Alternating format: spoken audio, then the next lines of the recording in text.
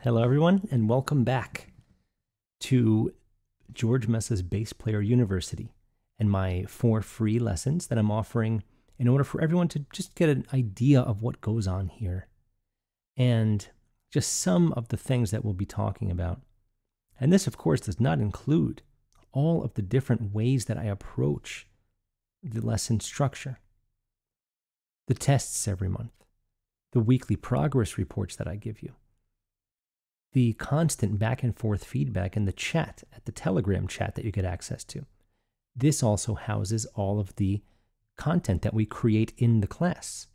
Every single lesson is saved in a video format, and it's available on the Telegram chat eternally. You can get it anytime you want. Lifetime access to this stuff, by the way. And of course, any kind of PDFs that I produce, whether it's something to read, whether it's a chord chart to play along with, or a recording of that chord chart so you can have something to play to, or it could be something that I write out, something to describe things. And in this third lesson, I want to talk in some depth about one of the things that I wrote out recently for some of my students at the Bass Player University. And that was key signatures and the idea of major and its parallel minor. Because I think a lot of people learn what modes are and maybe even memorize them, but never truly understand how they work or what they're for. On a fretboard instrument, modes are really great because you can just start moving around, new pattern every single time. You don't get stagnated into one single major pattern. You get to move around and find new ways to play that same set of notes. But it's more than that. It's a lot more than that, I think. And understanding how music works in that sense, because we usually play something called tonal music. The opposite would be atonal. Tonal music, tonality, means that we have a tonic. And let's just say we're in G major. G is now the tonic. Look what happens when I hold the second last note here. It really wanted to get back to that tonic of G. Every scale is really 7 notes. 1, 2, 3, 4, 5, 6, 7. And then we make our way up to the octave. OCT, of course, meaning 8, a prefix for 8. And we reset the scale. We started at G, and we end at G. Same backwards. We get the same thing, G to G. So there's only 7 individual notes in the scale. Really not that many to deal with, not that big of a deal, right? There's a certain order to them regarding half and whole steps, things that we will discuss in detail as we go through the workings of the Bass Player University, as we go through songs that we learn, riffs that we learn, describing them and how they work theoretically, intervallically, how they work on the fretboard. Yes, maybe this is G sharp, but maybe you need a different kind of G sharp when you're playing your song. For whatever reason, it could be a tone thing. It could be the fact that the very next note is this. You never know. There's always a reason to play a note somewhere. Another of the many things we will get into as far as how bass guitar really works and how you utilize the instrument to make the most of all of your bass lines, to bring out what's in your head onto the instrument. The instrument's what's in the way. You're already thinking of bass lines. You already have the masterwork here. It's very hard to get it here until you start learning things like scales and chords. Again, musical currency. So there's a little way to memorize how we think of sharps and flats when we do our scales. And there's silly little phrases that you can learn.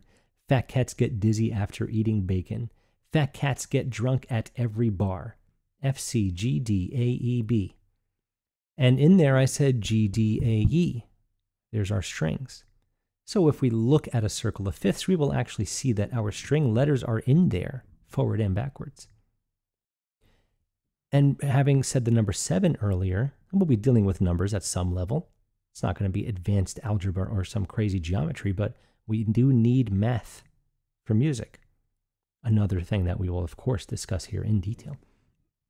And when you have 7, you can actually figure out 2 different keys. This is not a parallel thing. And if you don't know what any of this means, then that's a great reason to start thinking about coming here and getting a really solid hands-on way surrounded by like-minded individuals who are all looking for the same information to get what you're looking for. So we have parallel scales, but we also have scales that start with the same letter, but it's not the same note. For example, we have A and we have A flat. Each of those has its own entire scale or key. A major has 3 sharps. A flat major has 4 flats. Let's say you know A major really well, but you never really learned A flat major. It's a common thing for string players to know the sharps better than the flats. It's just the way it always is. So I'm not saying it's you, but it could be. Fellow bass player. So when you have 3 sharps in A major, that's on one side of the wheel. 7 minus 3 is 4. Now A flat has 4 flats. This works for every key except for C major because there are no sharps and flats in C major. I had a really young student once say, it's the all-natural key. It's the yogurt scale. All natural. Not every yogurt you buy is all natural, by the way, but yogurt can be considered all natural, I imagine. And this is a very quick way to start learning your keys. Real quick. D major is 2 sharps. D flat major, 7 minus 2 is 5, is 5 flats. So just some food for thought. The whole fat cats get dizzy after eating bacon thing, we will discuss what that means and how to use it when the time comes. But this is all, again, just food for thought, for you to start thinking about how easily you actually can memorize all of this stuff. Because cold memory really is best. It's good to have all the information in front of you when you're learning about it. It's great when you get to start actually using it. Like, hey, this song is in E flat. Like, oh, that means 3 flats. Those 3 flats are B, E, A. All right. I don't have access to my open E, and I don't have access to my open A string in this key. It's just great to know that before you even start plucking your first note. Wouldn't you agree? And that, of course, leads to what chords are in that scale. So one of the things we'll be looking at as we do more and more things, because in the previous lesson, if you recall, I played a scale, a major scale, starting with middle, then I had a major chord. Same thing goes for minor. Minor scale, minor chord. So we use this exact concept when we play in key. But here's the thing. Like I said at the beginning, there's 7 different notes in a key. Each one of those 7 notes gets its own individual triad. And every single one, if we use the appropriate one, major or minor, and one diminished, if we use the appropriate chord, we're actually staying in that key. So just like a mode where you leave the area you were and try a new pattern staying in key, we can do the same exact thing with all of these chords. The first chord is major, in major key. The second chord is minor. The third chord is minor. The fourth is major. The fifth is major. The sixth is minor. And the seventh is diminished. And then we're home.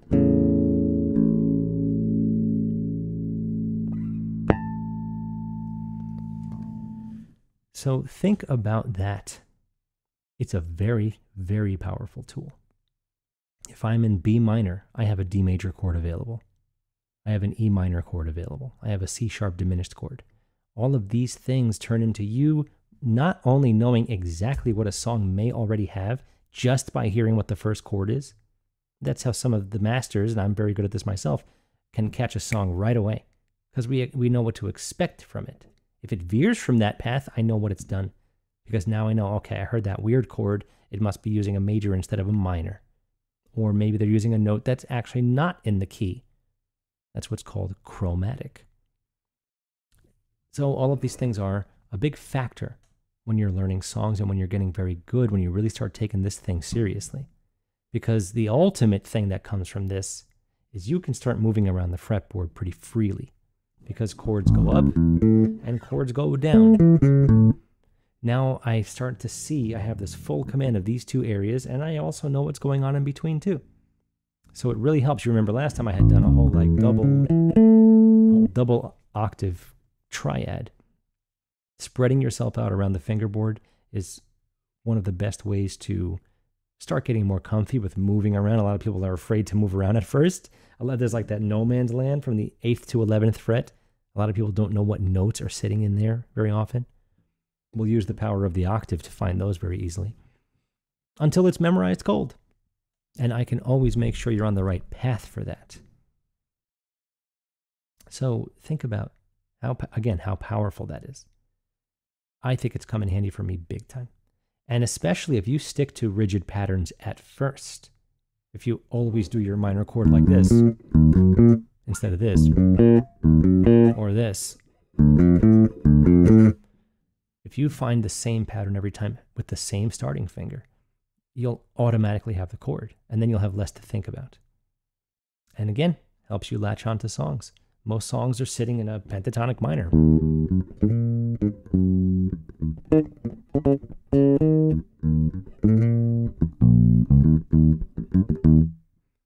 Fairly standard sounding bass line. It had some groove, it had some little bit of funkiness to it, had a minor edge, and it sat directly in pentatonic minor, which is a whole nother kind of, if you want to call it a scale. It's not actually a scale, but it has a musical function that we should label. Now, again, I'm pouring on tons of information here because I want you to see how much of a deep level that this Bass Player University goes. We make sure everything makes sense. I am there to watch and see how you grow. You have other people, other bassists that are either better or worse at one or the other thing. You're all growing together. You're all learning together. You're all complementing each other together in a fun environment. And we have the Telegram chat to hang out, and we can actually talk about the lesson or anything. Hey, check these guys out. Isn't this bass player awesome? Send it to the chat. Why not? This is the whole point. It's like a fun little group that we create. We all become friends. It's wonderful. And that's the goal, because I think that really spawns a very inspired amount of growth more quickly than usual. But more importantly, I can tell you when I sense that you're falling behind in something. And with the weekly assessment that I give, there's an actual grade on that. It's not a grade that to be taken seriously. I'm not like grading you once a week. I grade the tests once a month. But I grade you out of the 4 or 6 things that we do every week. And this gives, and I also write up a nice paragraph about each thing. It gives you a chance to really take a moment and see where you're at. If you have any questions or comments, you come to me and I get back to you right away. I'm available 7 days a week. We just have our designated times for the university. So I think that overall, this lesson was really here to show you how important and actually how much fun and easy it can be to get very good at learning what your keys are, scales in other words. What are your triads? Then we can start learning what chords exist in every key. If I go to the 4th note of a scale, what kind of chord should I be expecting? These are questions that you can answer simply and quickly, and then you can answer your own questions when you're learning a song. I think it has a major impact on learning music big time, and it also has a major impact on allowing you the chance to actually have your own individuality. Me personally, when I'm jamming or making some music for someone, as soon as I know what's going on with the key, which is almost right away, I automatically get my own ideas because now I know what to expect and I can sort of play around with it. Then it's time to introduce the rhythm, the ghost notes and all this other stuff to give it groove, to give it power. But no matter what, we have our role and we play our roots at the downbeat. It's pretty common and it's very hard to avoid. But we'll talk about when there's a time to not do that as well. So thank you for checking out class number 3 here. I hope that this gave you a lot to think about. And I'm actually going to leave a PDF or two near these videos on the website. So be sure to pick up those PDFs because those are the ones that I give to my students. And it'll help you just get some more information about what we talked about here today. And again, if you have questions about this, even if you aren't signed up for the university, please email me. I think it's always beneficial to see where everyone's at when they watch these things. See what kind of questions they're actually creating for you. So thank you again. Thanks for hanging out. Thanks for giving me a chance to jam right at the beginning. And I hope to see you here at the Bass Player University. Looking forward to it.